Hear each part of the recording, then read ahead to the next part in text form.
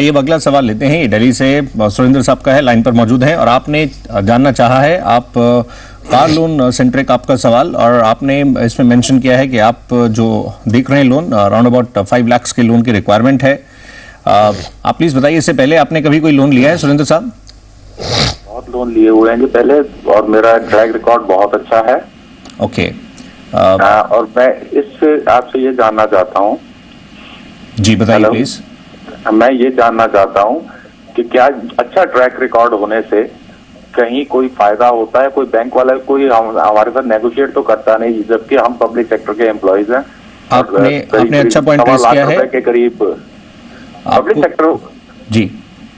Public sector में employee हैं, 2.25 लाख रुपए मंथली इनकम है, और 50% ऑफ द कॉस्ट है ये जो 5 लाख है। और आपने जो मेंशन किया कार लोन का, इस स्पेस में अगर आप मूव करते हैं, जो ऑफर्स हैं उसमें बार्गेन करनी भी चाहिए, होता भी है, और अगर नेगोशिएट किस तरह से इसको करें, बलवंत साहब बताएं। इन्होंने अपना इंडिविजुअल प्रोफाइल थोड़ा सा ब्रीफ बताया है। जो कुछ ऑफर किया जाता है उसमें भी स्कोप रहता है, मतलब नेगोशिएट करें और हार्ड नेगोशिएट करें, उसमें कई फ्रंट्स पर, रेट पर भी, और साथ में एडिशनल जो और फैसिलिटीज रहती हैं। आप इनको कैसे समझाना चाहेंगे और कैसे इसको लेकर आगे मूव करें?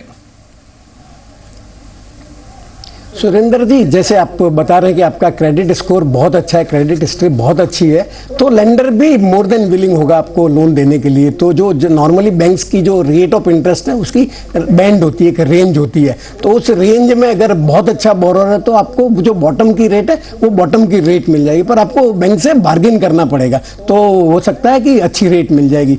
और बाकी चीज में जैसे आपको बार्गेन, जो कार डीलर है उसके साथ अगर बार्गेन करना है तो मेरा सुझाव रहेगा कि आप प्राइस पे ही बार्गेन करिए।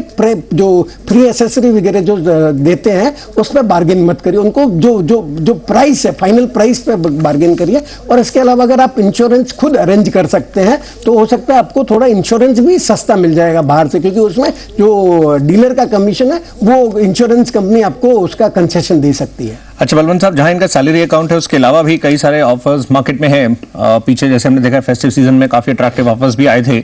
आप इनको कैसे समझाना चाहेंगे? जब मूव करें, मतलब 2-3 ऑप्शंस एक्सप्लोर कर लें और फिर उसमें नेगोशिएट करें, मतलब ये डील को क्लिक करते समय किन और पहलुओं को देखें? और इसमें खास इंपॉर्टेंट हम देखते हैं प्री पेमेंट चार्ज भी काफी इसमें हैवी रहता है। मतलब क्या आप इनके लिए चेकलिस्ट रखना चाहेंगे ताकि एक अच्छी डील क्लिक कर सकें? ये सौरभ जी आपने सही बताया। जो प्री पेमेंट का नॉर्मली क्या होता है, लोग कार खरीदते हैं तभी तो सब जितना लंबी अवधि का लोन मिलता है उतनी लंबी अवधि का लोन ले लेते हैं, परंतु कार से ऊब जाते हैं तो 2 या 3 साल में वो कार बेच देते हैं, तो उनको अल्टीमेटली जो कार लोन है वो भी रीपेमेंट करना पड़ता है। तो नॉर्मली सब लेंडर्स हैं वो प्री पेमेंट पेनल्टी लगाते हैं, और वो प्री पेमेंट पेनल्टी भी जो 5 से 10% के आसपास है। आईसीआईसीआई बैंक और एक्सिस बैंक तो मेरे जानकारी के हिसाब से पक्का लगाती है। तो आप जब भी लोन ले तो डिसाइड कर लीजिए कि आपको कितने टेन्योर का लोन लेना है।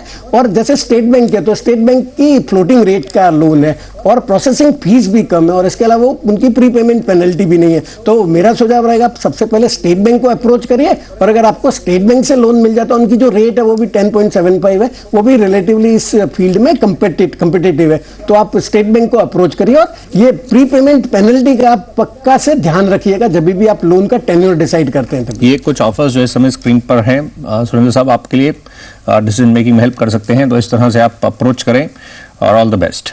आइए अब हम अगला प्रश्न शामिल करते हैं।